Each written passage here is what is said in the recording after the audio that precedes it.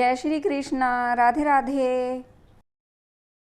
किसी भी इंसान को कभी भी घमंड नहीं करना चाहिए, क्योंकि कभी ना कभी घमंड टूटता ही टूटता है। एक आदमी को इस बात पर बहुत घमंड था कि मेरे बिना मेरा परिवार नहीं चल सकता। उसकी एक छोटी सी किराने की दुकान थी और उससे जो भी कमाई होती उसी से उसके परिवार का गुजारा चलता था, क्योंकि वह पूरे परिवार में कमाने वाला अकेला था।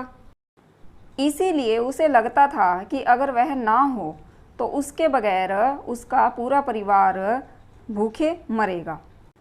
एक दिन वह एक संत के सत्संग में गया। संत जी की दृष्टि उस पर पड़ी।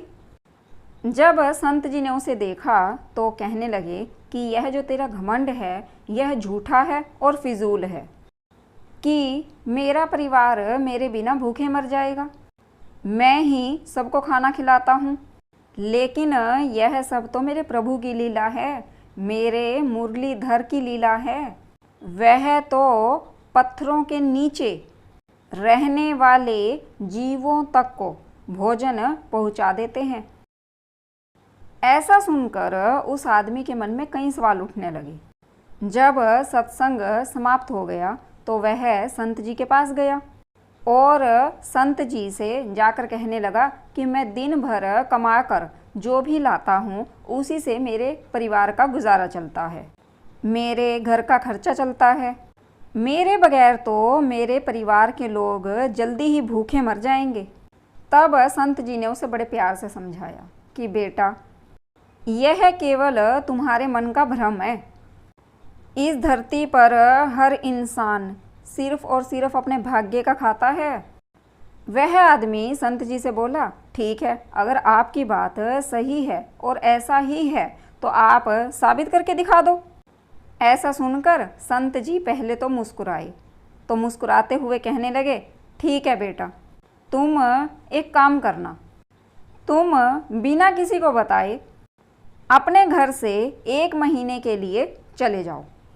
ऐसा सुनते ही वह आदमी संत जी से बोला, फिर मेरे परिवार का ध्यान कौन रखेगा?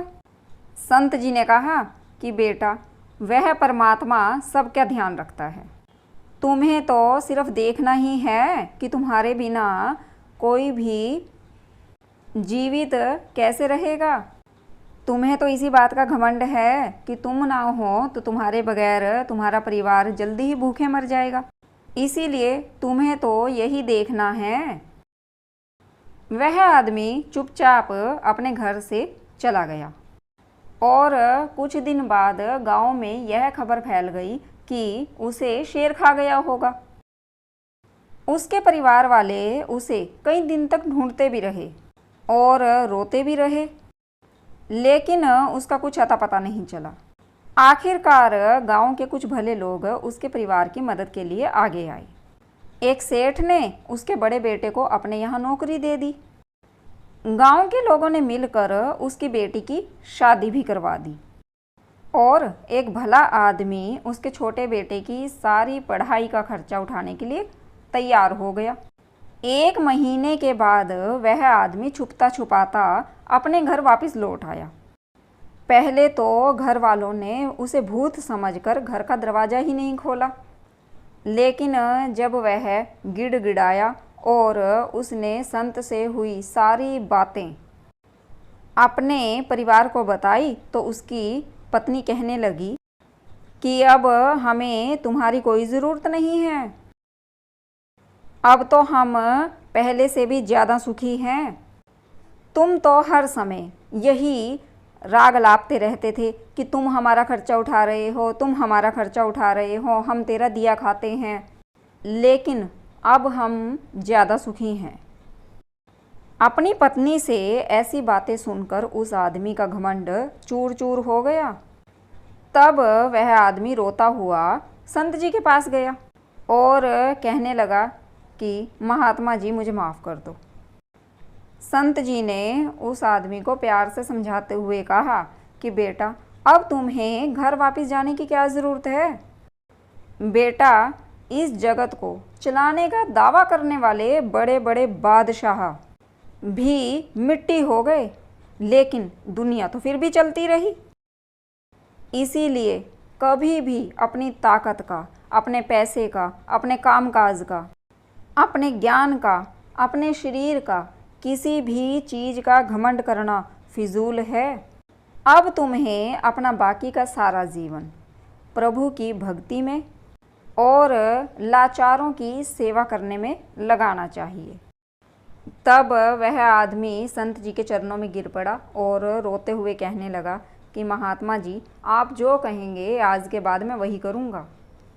संत जी कहने लगे कि बेटा, मुझे तो तुमने ही कहा था कि साबित कर कर दिखाओ, तो मैंने तो सिर्फ साबित करवाया है कि कोई किसी का दिया नहीं खाता, सब अपने भाग्य का खाते हैं और किसी के रहने से या ना रहने से संसार में कोई काम नहीं रुकता। जिंदगी सबकी चलती है, फिर चाहे कोई रहे चाहे कोई ना रहे। इसीलिए घमंड नहीं करना चाहिए कि मैं ही सब कुछ कर रहा हूँ, अगर मैं नहीं होता तो कुछ भी नहीं होता। ऐसा नहीं है। करने वाला और करवाने वाला सिर्फ और सिर्फ वो एक है, जो ईश्वर एक है। सब कुछ उसकी मर्जी से होता है। वही ईश्वर एक ज़रिया बनाता है कि किसको किसके ज़रिए से भोजन पहुंचाना है। और जब देने वाला ईश्वर कभी घमंड नहीं करता तो इंसान की क्या औकात है कि वह घमंड करे कि वह खिला रहा है। इसीलिए कभी भी भूल कर भी भ्रम में ना रहें कि कोई हमें खिला रहा है या हम किसी को खिला रहे हैं। खिलाने वाला और खाने वाला वह ईश्वर है। इसीलिए एक बार सोचना ज़रूर, कहीं हम भी किसी चीज़ का घमंड तो नहीं कर रहे। जय श्री कृष्णा, राधे राधे। अगर आपको मेरी वीडियो अच्छी लगी है तो please like, share, subscribe and comments ज़रूर कर दीजिए। और अगर आप मेरे चैनल पर नए हैं तो प्लीज़ आप चैनल को सब्सक्राइब ज़रूर कर लीजिए, ताकि आने वाली वीडियो की नोटिफिकेशन आप तक पहुंच सके। जय श्री कृष्णा, राधे राधे।